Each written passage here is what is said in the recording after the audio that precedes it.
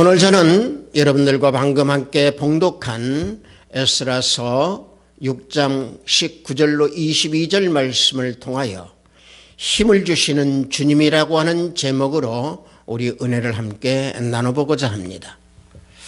에스라서 1장에서 6장 사이에는 바사왕 고레스의 칙령으로 말미암아 이스라엘 백성들이 포로에서 귀환하게 되어 성전 재건 공사를 중단했던 것에 대한 내용을 기록하고 있습니다. 그 내용에서 다시 공사를 재개하여서 성전을 완성시키고 그들이 성전 완성시킨 후에 첫 번째 유월절을 지킨 내용이 기록되어 있습니다. 유월절은 이스라엘 백성이 애굽에서 해방된 것을 기념하는 절기였습니다. 유월절 양은 예수 그리스도를 상징한다고 고린도전서 5장 7절에서 증거하고 있습니다. 고린도전서 5장 7절을 보면은 너희는 누룩 없는 자인데 새 덩어리가 되기 위하여 묵은 누룩을 내버리라. 우리의 유월절 양 곧 그리스도께서 희생되셨느니라라고 증거하고 있습니다. 따라서 유월절 양은 예수 그리스도를 지칭하고 예수 그리스도를 나타내는 말씀입니다. 바벨론에서 돌아온 유대인들이 하나님께 돌아온 이방인들과 합심하여서 성전을 건축하게 해주신 하나님께 감사하며 즐거운 마음으로 유월절 음식을 먹고 7일 동안 무교절을 지켰습니다. 그런데 유다 백성이 성전 재건을 완성해서 유월절을 지키게 될 때까지는 유다 백성들을 대적하고 방해하는 세력이 있었다라고 하는 것이 이 속에서 나와 있습니다. 마찬가지로 우리들이 믿음으로 일어서려고 한다고 하면은 사단들이 우리의 믿음을 방해하고 우리의 믿음을 저지시키려고 우리를 각종 방법으로 미혹하고 있다라고 하는 것을 우리는 체험하고 우리는 알 수가 있습니다. 그래서 영적 싸움은 그리 간단치가 않다라고 하는 사실입니다. 여하튼 이스라엘 백성들은 방해 공작으로 인하여 성전 건축이 멈추었다가 다시 16년간에 걸쳤던 그 기간이 지나고 난 후에 다시 성전 재건을 시작했던 겁니다. 그런데 문제는 성전 재건 역사가 그치게 되니까 하나님을 향했던 그 감동의 마음들이 다 식어져 버렸다는 얘기입니다. 하나님의 전을 재건하고 하나님의 전을 또 다시 건축하는 그런 불길의 마음이 뜨거웠었던 그들에게 대적들이 대항을 하자 그 뜨거웠던 마음이 다 식어져 버리고 순간적으로 수그러들어 버렸겠다는 이야기죠. 이때 상황에 대해서 에스라에서는 자세히 기록되어 있지 않지만은 학개서와 스가랴서에 보면은 아주 자세하게 묘사되어 있습니다. 이스라엘 백성들이 이런 모습들은 결과적으로 우리 인간의 본연의 자세, 우리 인간들의 마음의 상태를 나타내주고 있는 것을 적절하게 여기에서 표현하고 있는 겁니다. 이러한 모습들이 우리 지금 이 시대에 살아가고 있는 우리들의 모습을 그대로 나타내고 있다고 하는 사실입니다. 특히 우리 민족은 더더욱이 한 가지 냄비 근성, 냄비 속성을 가지고 있습니다. 빨리 끓어오르고 빨리 식어버리는 그런 민족성을 가지고 있습니다. 특히 말씀을 들을 때도 더더욱이 그런 성향이 많이 나타나고 있지요. 말씀을 들을 때에는 극도로 흥분하고 말씀의 은혜가 돼서 불같이 일어나는 그 마음인데 이 마음이 교회에서나 말씀을 듣고 뒤돌아서서는 안개처럼 사라져버리고 또 그것이 꺼져버리는 그런 상태가 우리는 많이 겪고 알고 있습니다. 왜 그러한 모습이 나타나느냐? 성령의 불은 있어도 나뭇가지가 없다는 탓입니다. 나뭇가지는 무엇입니까? 말씀이 없다는 얘기입니다. 아무리 결심하라고 아무리 마음이 함께 가지고 있어 하나님의 말씀과 은혜 속에서 뜨거운 열정을 가지고 있다고 하더라도 말씀이 없으면 그 열정은 식어져 버린다는 얘기입니다. 예배드릴 때 감동을 잘 받아서 서로가 인사할 때는 우리 은혜를 받았습니다, 은혜 받은 그 마음 정말 감사합니다라고 서로가 인사하는 경우가 많이 있습니다. 그런데 인사를 하던 사람들이 집에 돌아가는 발길에 이미 그 은혜는 꺼져버리고 세상 사람들과 동일한 그런 모습으로 살아가는 우리들의 현재의 모습을 볼 수가 있습니다. 자신들의 은혜가 꺼져버리면 불신자들이나 주님을 믿지 아니하는 그런 사람들의 모습과 똑같고 흡사하게 그들과 같이 동화돼서 생활을 합니다. 왜 그렇겠습니까? 오늘 우리가 봉독한 내용에서 보듯이 방해 세력으로 인하여서 열정이 식어져 버린 이스라엘 백성, 즉 유다 백성과 같이 우리들의 마음에 말씀을 받아서 심어놓았던 그 말씀이 사단들이 걷어져 가버리고 사단들이 방해를 하기에 우리의 그 열정이 식어져 버리는 겁니다. 이스라엘 민족이 성전 건축을 방해받고 하나님을 향한 그 마음이 식어져 버렸다라고 하는 것이 학개서 1장 2절에서 증거하고 있습니다. 만군의 여호와가 이같이 말하여 이르노라, 이 백성이 말하기를 여호와의 전을 건축할 시기가 이르지 아니하였다. 이 말씀이 무슨 얘기입니까? 하나님의 전의 역사를 쉬고 있는 이스라엘 백성에게 학개서 선지자가 하나님의 말씀을 증거하고 하나님의 말씀을 선포하고 있는 얘기입니다. 처음에는 하나님의 감동으로 불처럼 일어나서 시작했던 그 일이었고 성전 재건의 일이었지만은 사단 방해로 부딪히게 되자 아직은 성전 건축을 할 시기가 안 됐는가 보다 하고 그들은 금방 꺾어져 버리고 금방 그 불이 식어져 버린 겁니다. 작은 방해에도 금방 식어져 버렸던 유다 백성들의 모습입니다. 그러나 하나님께서는 믿음의 자녀들에게 힘을 주시고 믿음의 자녀들에게 그 식었던 그 열정을 다시 불러일으킬 수 있도록 능력을 부어주십니다. 믿음을 지킬 수 있는 힘을 주신다는 얘기입니다. 어떤 사람에게 그런 힘을 주시겠습니까? 우리 하나님께서는 정결하게 하는 사람에게 힘을 주십니다. 본문 6장 20절을 보면 제사장들과 레위 사람들이 일제히 몸을 정결하게 하여 다 정결하매 라고 말씀하고 있습니다. 정결하게 했을 때 다 정결하다고 했습니다. 정결한 사람에게 힘을 주십니다. 맑고 깨끗한 심령을 지닌 정결한 사람에게 하나님께서는 힘을 주시고 그에게 능력을 부어주십니다. 정결하다라고 하는 것은 무엇입니까? 탐욕과 육적인 욕심에서 벗어나서 자기 생각과 자기 의지가 없이 하나님을 의지하는 사람입니다. 겸손한 마음으로 어린아이와 같은 그 순수한 심령으로 주님 앞에 나아가는 사람이 정결한 사람입니다. 이와 같이 마음이 정결한 사람은 주님과 동행할 수 있으며 이와 같이 마음이 정결한 사람은 주님의 품성과 주님의 온유함을 깨닫고 그 품성을 따라가려고 노력하는 사람이고 하나님의 형상을 자신을 통해서 나타낼 수 있도록 자신에게 모든 것을 비워놓고 하나님께 달려나가는 사람이 정결한 사람입니다. 따라서 주님께서 힘을 주시고 하나님께서 힘을 주시는 이 정결한 사람은 에덴 동산에서 아담과 하와가 불순종의 죄를 지키기 전에 하나님과 동행하며 살 수 있었던 그 모습과 똑같이 정결한 사람은 주님과 동행하면서 주님의 모든 말씀을 심령에 심어놓게 된다는 얘기입니다.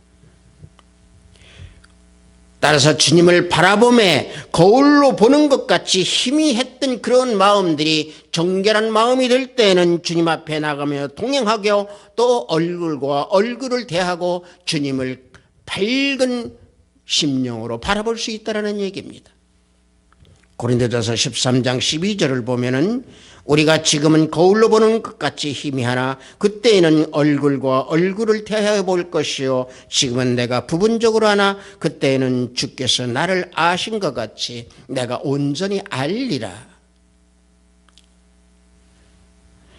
정결한 자는 세상 사람들과 근본적으로 다르게 살아가게 되어 있습니다. 하나님께서 힘을 주시기 때문에 살아가는 방식이 다릅니다. 어떤 방향으로 다른가 우리가 간단하게 생각해 본다고 하면은 정결한 사람은 우리가 힘들고 어렵다 하더라도 그는 믿음을 저버리지 아니합니다. 정결한 사람은 하나님께서 힘을 주시기 때문에 그 믿음의 믿음으로 삶을 이어가고 있습니다. 믿음의 삶이 중요하다라고 하는 것은 결국에 정결한 사람은 그 모든 것을 깨닫기에 중요한 삶이라고 하는 것을 알고 그 믿음의 삶을 살아간다라고 하는 얘기입니다. 따라서 정결한 사람은 말씀으로 살아가야 한다라고 하는 것을 알고 있다라고 하는 사실입니다. 마태복음 4장 4절에 보면은 사람이 떡으로만 살 것이 아니요 하나님의 입으로부터 나오는 모든 말씀을 살 것이라. 모든 말씀으로 산다고 그랬습니다. 말씀이 영혼을 풍요롭게 해주십니다. 말씀으로 살아간다라고 하는 것은 말씀으로 말미암아 식어졌던 그 모든 정렬이 다시 일어나게 되어 있습니다.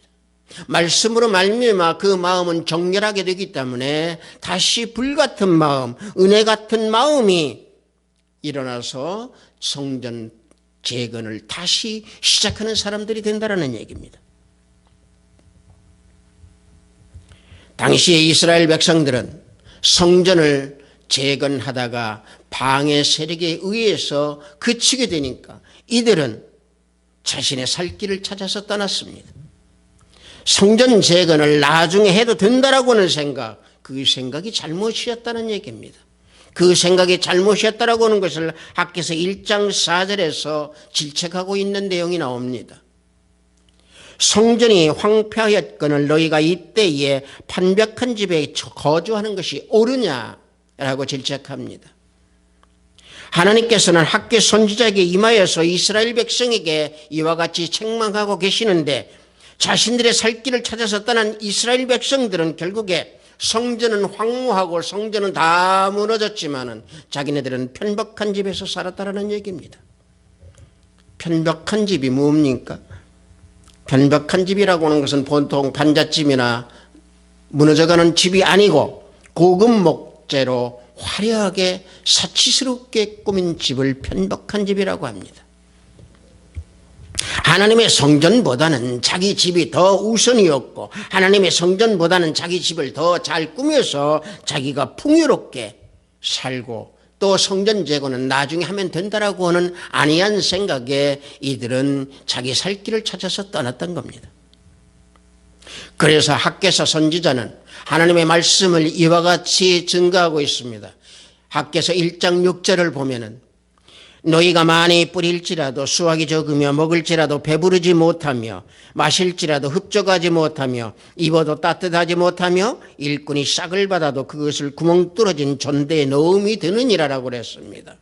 하나님의 성전을 황폐하게 만들어 놓고 자기 집을 편박한 집에서 사치스럽게 살고 부유하게 산다고 하더라도 결국에는 수입이 적게 될 것이고 먹을지라도 배부르지 못할 것이고 마실지라도 흡족하지 못할 것이고 입어도 따뜻하지 못할 것이고 돈이 있어도 결국에는 구멍난 주머니에 쌓아놓는 없어져 버리는 그런 물질과 돈이 될 것이라고 학개서 선지자는 하나님의 말씀을 전하고 있습니다. 그러나 정결한 사람은 하나님의 일부터 생각합니다. 정결한 사람은 예수 그리스도를 믿는 그 믿음의 생활부터 시작합니다. 믿음의 생활이 삶의 우선이라고 하는 것을 알고 믿음의 생활을 지켜나갑니다. 그래서 하나님께 힘을 주십니다. 그래서 하나님께서 힘을 주시고 하나님께서 힘을 주시기에 세상에서 가장 필요한 것이 무엇이냐? 하나님의 능력이라고 하는 것을 안다라는 얘기입니다. 그래서 시편 기자는 시편 18절 2절에서 이와 같이 고백하고 있습니다. 나의 힘이신 여호와여, 내가 주를 사랑하나이다.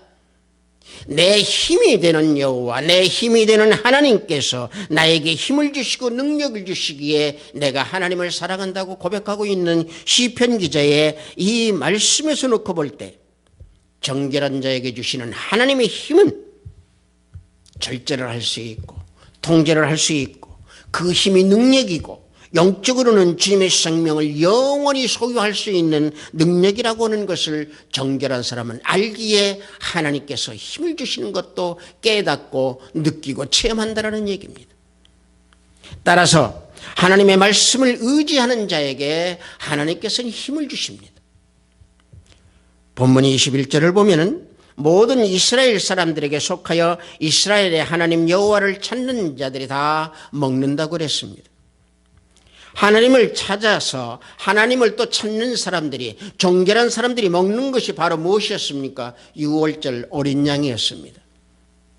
본문 20절 후반절에 보면은 모든 자손과 자기 형제 제사장들과 자기를 위하여 유월절 양을 잡았다고 그랬습니다. 그 어린 양을 다 먹었다는 겁니다. 어린 양은 누구십니까? 조금 전에 제가 말씀드린 대로 예수 그리스도이십니다. 예수 그리스도이신 유월절 양을 먹었다라는 얘기입니다. 유월절은 여러분들 잘 알다시피 이스라엘 백성들이 애굽에서 나올 때에 장자들에게 죽은 10가지 재앙 중에 마지막 재앙이 유월절에 되었다라고 하는 얘기입니다. 유월절은 환난의 절기이지만 구원의 절기입니다. 유월절을 택한 백성들이 예수 그리스도를 영접하면서 새롭게 출발하는 절기가 유월절 절기입니다. 주님을 영접하고 우리가 주님께 나아가는 그 시기가 유월절 시기입니다. 새롭게 출발하는 절기가 유월절입니다. 바로의 종이었던 이스라엘이 해방되었던 그 시기가 유월절이고 그 절기가 유월절입니다. 유월절을 통해서 가나안에 들어갔지. 우리는 세상의 종으로, 사단의 종으로 살다가 예수 그리스도를 영접함으로 말미암아 우리가 살아가는 절기가 유월절 절기라는 얘기입니다. 따라서 하나님의 우리를 부르심에 예수 그리스도를 영접할 때 성령께서 임재하셔서 우리에게 소명을 주시고 우리를 주님께 인도하시고 하나님을 아버지라 부를 수 있도록 우리를 인도하셨다는 얘기입니다. 이러한 소명을 받은 우리는 구원을 받은 자이기 때문에 성령으로 거듭난 자요, 성령으로 거듭난 자이기 때문에 하나님께서 택한 백성이 새롭게 출발하는 새로운 인생이 되었다라고 하는 그 기념하는 절기가 바로 유월절입니다. 그래서 새롭게 출발하는 이 유월절에 유월절 양을 잡을 수 있는 것이고 유월절 양을 잡을 때 유월절 양은 우리는 먹을 수 있는 겁니다. 유월절 어린 양을 먹는다는 것은 말씀을 내 심령에 새긴다라는 얘기입니다. 따라서 어린 양을 먹는 자에게는 힘을 주시는 하나님께서 우리에게 능력을 주십니다. 그런데 중요한 것은 우리가 어린 양을 먹지만은, 어린 양 고기를 먹지만은 어린 양의 피를 버리면 소용이 없습니다. 어린 양의 피를 우슬초로 찍어 문인방 물선주에 발라야 됩니다. 이스라엘 백성들이 문설주에다가 어린 양의 피를 발랐듯이 우리도 내 마음속에 문인방에다가 어린 양의 피, 이 피를 발라야 됩니다. 어린 양의 피는 어떤 피입니까? 예수 그리스도의 십자가 보혈의 피입니다. 어린 양의 피를 바른다는 것, 예수 그리스도의 피를 바른다라고 하는 것, 내 문설주에 바른다라고 하는 것은 내 죄사함을 받고 내 양심의 악을 깨닫고 몸을 맑은 물로 씻는 우리 그리스도인들의 모습이고 우리 성도들의 모습입니다. 히브리서 10장 22절을 보면은 우리가 마음의 뿌림을 받아 악한 양심으로부터 벗어나고 몸은 맑은 물로 씻음을 받았으니 참 마음과 온전한 믿음으로 하나님께 나아가자라고 그랬습니다. 예수 그리스도를 믿으며 주님의 십자가의 보혈의 피로 내 양심의 문설주에다가 우슬초를 뿌리지 못했다면은 지금 이 시간 여러분들 우슬초로 예수 그리스도의 십자가 보혈의 피를 여러분들 양심의 그 문설주에 뿌리고 바르십시오. 왜냐하면 택함받은 백성이 피 뿌림을 얻지 못하면 하나님의 자녀가 될 수 없다고 베드로전서 1장 2절에서 사도 베드로는 말씀하고 있습니다. 곧 하나님 아버지의 미리 아심을 따라 성령이 거룩하게 하심으로 순종함과 예수 그리스도의 피 뿌림을 얻기 위하여 택하심을 받은 자들에게 편지하노니 은혜와 평강이 너희에게 더욱 많을지어다라고 얘기하고 있습니다. 사도 베드로는 우리에게 분명히 말씀하고 있습니다. 그리스도의 피 뿌림을 얻기 위해서 택함 받은 자라고 얘기하고 있습니다. 예수 그리스도의 피 뿌림은 하나님의 택한 백성들이 뿌려야 할 당연한 것이고 우리는 그 피 뿌림을 해야 됩니다. 따라서 택한 백성들은 유월절 양을 먹어야 하고 그 양을 먹고 피 뿌림을 받았을 때 하나님께서는 힘을 주시고 능력을 주시고 우리가 회개할 수 있는 마음을 불릴듯이 불같이 일어나게 만들어주시고 우리를 굳건하게 세워주십니다. 예수님께서는 유월절 양으로 이 땅에 오셨습니다. 이 땅에 나신 것이 아니라 유월절 양으로 오셨습니다. 그래서 우리들이 죄를 짊어지고 우리들의 모든 질구를 짊어지고 십자가에 못 박혀 피 흘리심으로 우리를 구원해 주신 것입니다. 피 뿌림을 받아야 됩니다. 말씀으로 이 땅에 오셨기 때문에 우리들에게 은혜와 진리를 충만하게 해주셨고 따라서 유월절 어린 양을 먹고 유월절을 체험하면서 하나님의 힘을 얻고 하나님의 능력을 받아서 우리는 영적 풍성함을 누려야 한다는 사실입니다. 그래서 우리는 말씀 명령에 순종하는 사람이 되어야 되는 것이고 말씀 명령에 순종할 때 하나님께서 힘을 주시는 것입니다. 본문 22절에 보면은 즐거움으로 이랫동안 무교절을 지켰으니 이는 여호와께서 그들을 즐겁게 하신다라고 그랬습니다. 이스라엘 백성들은 성전 건축을 끝내고 즐거움으로 무교절을 지켰습니다. 무교절은 무엇입니까? 이스라엘 백성들이 출애굽할 때 여유 있게 나온 게 아니고 애굽에서 급하게 서둘러서 나왔습니다. 그때 바로의 군대가 추격해 오기 때문에 더욱더 급하게 애굽에서 탈출할 수밖에 없었습니다. 그 와중에 누룩을 넣어서 발효하는 그 빵을 부드럽게 만들어서 먹을 시간이 없었기에 무교병을 만들어서 먹도록 하셨습니다. 이것은 무엇입니까? 애굽에 대한 미련을 버리라는 얘기입니다.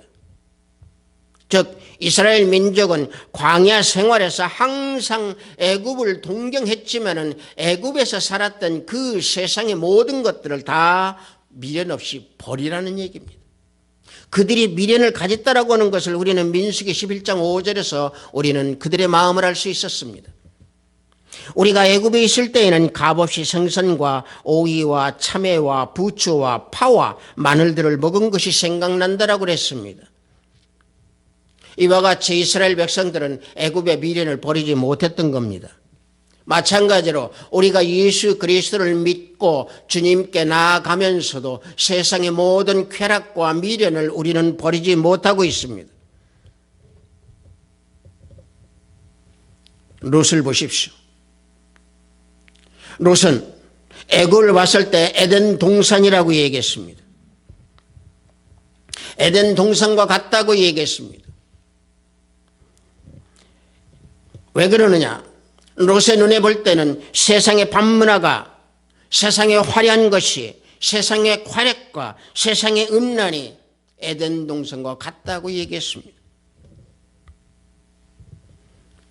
이와 같이 애굽의 죄를 상징하고 애굽의 죄를 부패하고 애굽의 죄가 우리에게 남아져 있기에 무교절을 지키라고 하는 얘기입니다.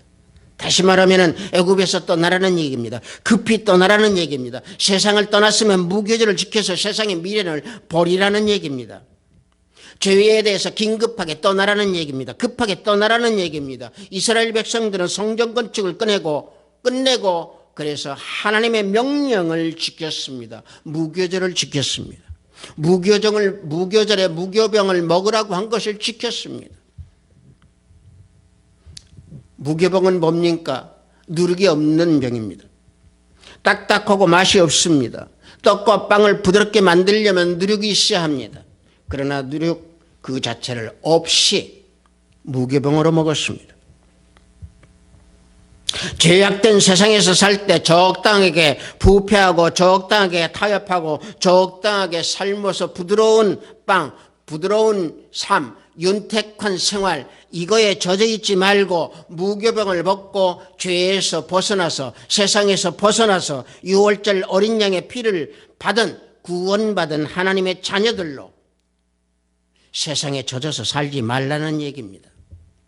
무교병을 또 무교절을 지키라고 하는 것이 바로 이러한 의미에서 하나님께서 무교절을 지키라고 하신 겁니다. 그래서 이스라엘 백성들은 성전 건축을 끝내고 하나님께 감사하면서 즐거운 마음으로 유월절 어린 양을 잡아 피를 뿌리고 먹고 7일 동안 무교절을 지켰던 겁니다. 하나님 명령에 순종했습니다. 하나님 명령에 순복했습니다. 마찬가지입니다. 이 시대에 우리도 성령의 능력을 힘입어서 하나님의 말씀을 붙들고 매 순간순간마다 무교병을 먹은 것처럼 내 삶에 부패했던 그 양심이 지금은 그대로 남아있는지 생각해보고 또 묵상하는 시간을 가져야 하는 겁니다. 그래서 사도 바울은 우리들에게 묵은 누룩을 버리라고 권면하고 있습니다. 유월절 어린 양이신 그리스도의 희생된 구원 얻은 백성들은 묵은 누룩과 악독한 누룩을 없애고 진실함으로 주님 말씀을 지켜서 행하는 순종함을 보여드리라고 권면하고 있습니다. 누룩 없는 떡, 무교절에 먹는 떡, 이 삶의 원리가 죄악에서 급히 돌아서라는 얘기입니다. 그런 사람들에게 하나님께서 능력을 주십니다. 세상에서 삶이 조금 편해지고 화려해지고 부드러워지는 것, 이 자체에 빠지지 말고 항상 내 삶 속에서 부패하고 죄악이 이 속에 끼어들어져 있는지 항상 성찰하면서 허용하지 아니하는 그런 삶을 살는 것이 매일매일 무교절을 지키는 삶이라는 얘기입니다. 내 심령을 정결하게 하고 말씀에 순종하고 믿음이 중요하다는 것을 생각할 때에 우리는 불순종이라고 하는 것이 교만이라고 하는 것을 느낄 수 있습니다. 보십시오. 구약에서 놓고 볼 때 다윗은 나단 선지자가 지적했을 때 다윗은 바로 순종했습니다. 다윗은 나단 선지자를 죽일 수도 있었던 위치에 있었던 사람이지만은 다윗은 선지자의 말씀, 하나님의 말씀 앞에 무릎을 꿇었습니다. 자신의 잘못을 바로 회개했습니다. 모세가 천하의 제일 겸손한 자였다라고 하는 것은 말씀의 권위에 무릎을 꿇었던 사람이고 자신을 낮췄기에 순종하는 삶을 살면서 아주 겸손하고 온유한 자로 살았던 모세였습니다. 그래서 칼빈은 말씀이 가는 데까지 가고 말씀이 멎는 데서 멎으라 라고 말했습니다. 모세는 사람들 앞에서 강하게 보였지만은 하나님 앞에서는 겸손하고 온유한 자였습니다. 모세는 이스라엘을 출애굽을 시켜서 이스라엘의 리더자가 됐지만은 하나님 말씀에 항상 순종하는 종이었습니다. 말씀에 순종할 때에 하나님께서는 우리들에게 힘을 주시고 우리들을 보호하시고 능력을 주신다라고 하는 사실 잊으시면 안 됩니다. 아비스트 사이버교회 형제자매 여러분들, 하나님의 힘을 얻고 싶습니까? 정결한 심령으로 거듭 태어나십시오. 하나님의 말씀을 의지하십시오. 하나님의 말씀에 순종하십시오. 그러면 병마에서 일어나실 겁니다. 여러분들 직장생활이나 사업장에서 힘들고 어려울 때에 하나님의 힘을 주십니다. 하나님께서 능력을 주십니다. 다시 새 힘으로 일어날 수 있는 놀라운 체험을 하나님께서 여러분들에게 부어주십니다. 하비스트 사이버교회 형제자매 여러분들, 정결한 심령, 하나님의 말씀을 의지하는 심령, 하나님 말씀에 순종하는 그 심령이 되는 우리 모두가 되기를 축복합니다. 잠시 기도합니다. 아버지 하나님 감사합니다. 힘을 주시는 하나님이라고는 제목으로 이 시간 우리 은혜를 나눴습니다. 사순절 기간에 주님을 묵상하면서 주님께서 힘을 주시는 우리의 삶이 될 수 있도록 아버지 우리들의 마음을 붙잡아 주시고 우리를 지켜주시고 말씀 가운데 거할 수 있도록 하시고 정결한 사람이 될 수 있도록 아버지 힘을 주시고 능력을 부어주시옵소서. 예수 그리스도 이름으로 기도드렸사옵나이다. 아멘.